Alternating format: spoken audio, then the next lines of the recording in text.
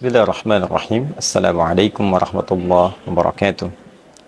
Alhamdulillahi rabbil alamin. Wassalatu wassalamu ala rasulillahil karim. Nabiyyina wa sayyidina Muhammadin wa ala alihi wa sahbihi ajma'in. Wa ba'd.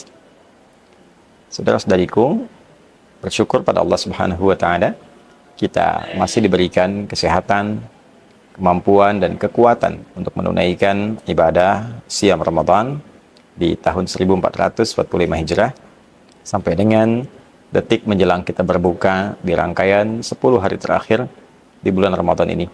Semoga seluruh ibadah kita yang kita tunaikan dari awal kita melaksanakan puasa sampai detik ini berkenan diterima oleh Allah Subhanahu wa taala dengan penerimaan terbaik insyaallah. Teman-teman, di pertemuan yang lalu kita telah sedikit banyak belajar untuk memahami isyarat dan tanda-tanda tentang kehadiran malam Al-Qadar.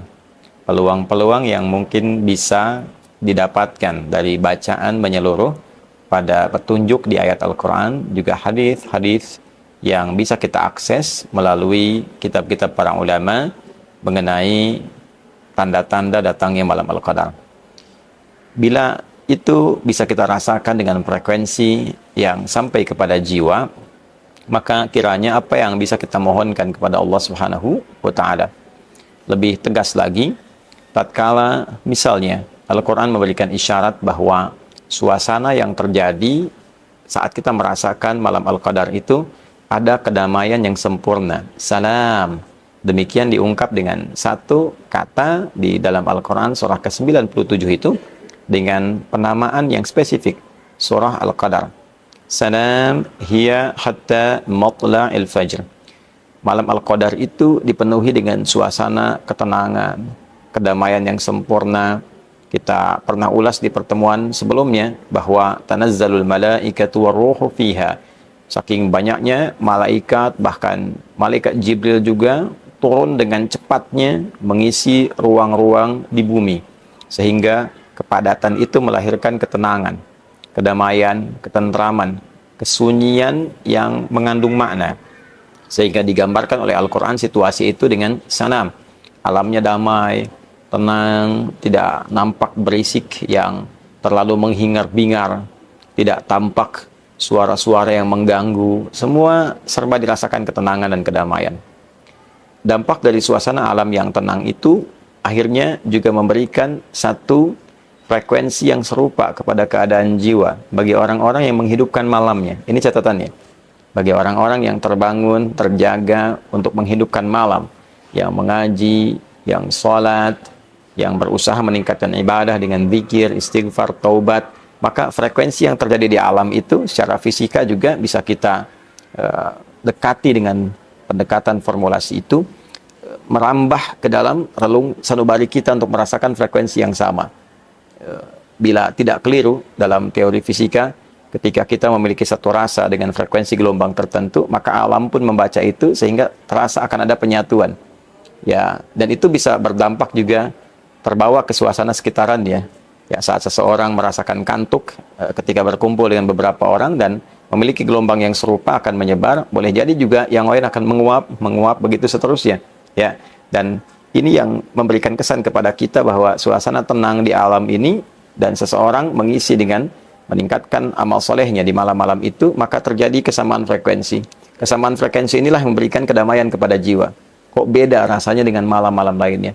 Lebih tenang, lebih damai, lebih enak ke hatinya, lebih melapangkan kepada jiwanya. Dalam suasana itulah kemudian Sayyidah Aisyah radhiyallahu taala anha bertanya, mengonfirmasi kepada Nabi sallallahu alaihi wasallam yang kelak ini didokumentasikan oleh para ulama di kitab-kitab hadis yang sampai kepada kita sebagai bimbingan.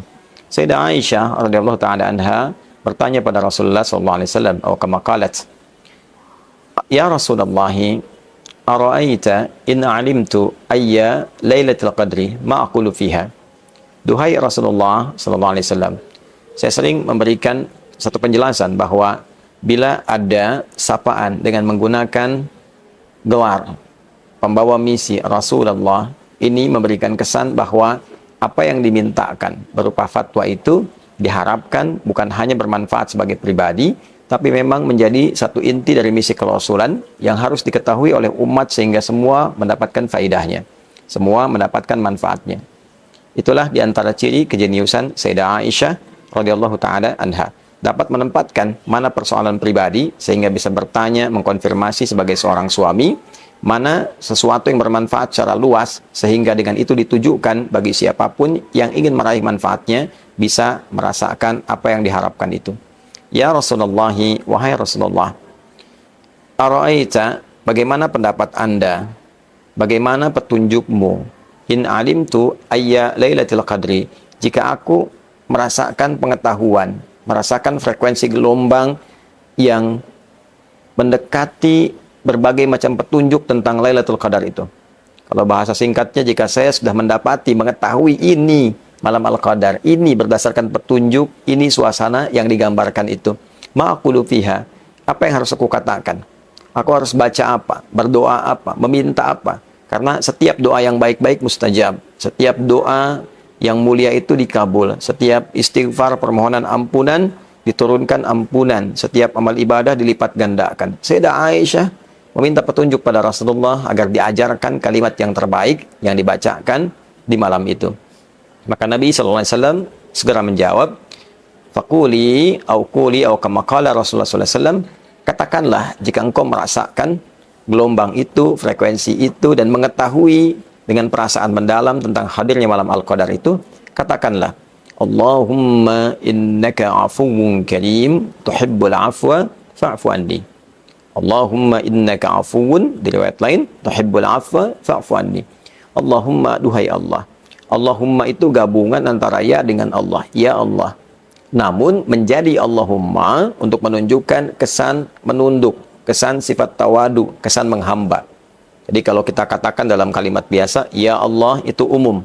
Tapi kalau kita ingin jadikan bentuknya bentuk tawadu, bentuk bersimpu untuk bermohon, maka rubah kalimatnya dengan menggabungkan keduanya, tapi katanya diungkapkan menjadi kata yang baru. Allahumma. Ini menunjukkan ketundukan, sifat bersimpu dan tawadu. Memberi kesan bahwa berdoalah dengan tawadu. Berdoalah dengan bersimpu. Berdoalah dengan khusyuk. Wadhkur rabbaka fi nafsika tadarruan wa khifatan wa dunal jahri minal qaul. Demikian petunjuk di Al-Quran surah Al-A'raf surah 7 ayat 205 itu. Sebutlah nama Allah, minta dengan segenap rasa jiwamu dengan khusyuk, dengan memohon penuh harap. Ya Allahumma innaka afuwun, sungguh engkau maha pemaaf, maha pengampun, maha penghapus dari segala yang salah. Karim, engkau pun maha mulia, yang sangat memuliakan orang-orang yang mau kembali kepadamu. Tuhibbul afwa, engkau mencintai seluruh sifat pemaafan dan ampunan. Engkau yang paling suka mengampuni, engkau yang paling senang memaafkan. Fa'fu anni, aku mengakui banyak salah, untuk itu mohon maafkan kesalahanku. Aku mengakui banyak dosa, untuk itu mohon ampuni seluruh dosaku. Aku mengakui banyak khilaf, untuk itu mohon ya Allah sempurnakan dengan segala kebaikan yang menutup seluruh khilafku. Ternyata yang diminta oleh Nabi SAW kepada umatnya adalah memohon ampunan Allah, mengoptimalkan taubat.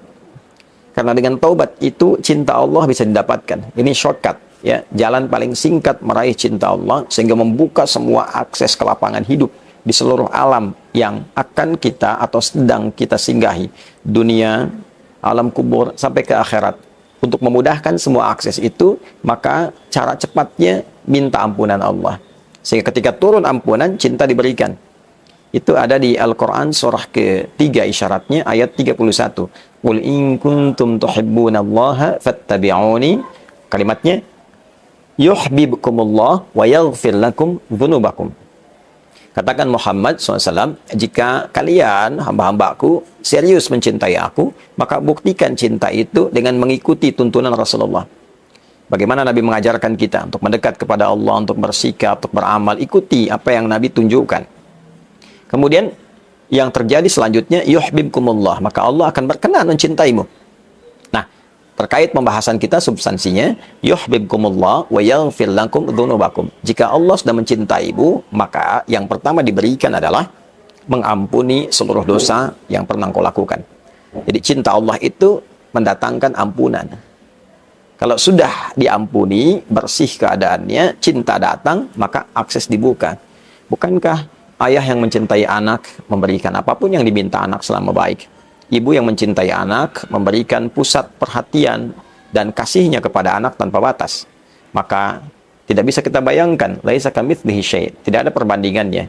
Bagaimana dengan Allah yang tidak ada serupa dengannya, yang sangat mencintai, yang maha menyayangi? Jika sudah mencintai seorang hamba, maka apa yang mustahil bagi Allah untuk diberikan? Inilah suasana malam Al-Qadar yang bisa kita mintakan. Inilah rahasianya mengapa kita diajari dalam setiap jeda-jeda salat tarawih untuk bermohon kepada Allah dengan doa yang tadi dibacakan. Inilah yang mungkin bisa kita optimalkan di antara sekian amalan bila kita merasakan malam Al-Qadar itu tiba. Bukan hanya meningkatkan salat, bacaan Al-Quran, tapi juga bagaimana menggemakkan taubat dalam diri kita sehingga mengakar kepada jiwa dan membawa perubahan, khususnya pasca Ramadan kita menjadi insan yang lebih baik. Semoga Allah mengabulkan, semoga Allah menganugerahkan, dan semoga Allah memberikan jalan hidup yang lebih baik sampai kita wafat insyaallah dalam keadaan husnul khatimah. Allahumma taqabbal minna innaka antas sami'ul alim wa tub 'alaina innaka antat tawwabur rahim. Rabbana atina fid dunya hasanah wa fil akhirati hasanah wa qina adzaban nar. Wa sallallahu ala sayyidina Muhammad wa ala alihi wa sahbihi ajma'in. Wa akhiru da'wana alhamdulillahi rabbil alamin. Hadi hidayat Mira. Assalamualaikum warahmatullahi wabarakatuh.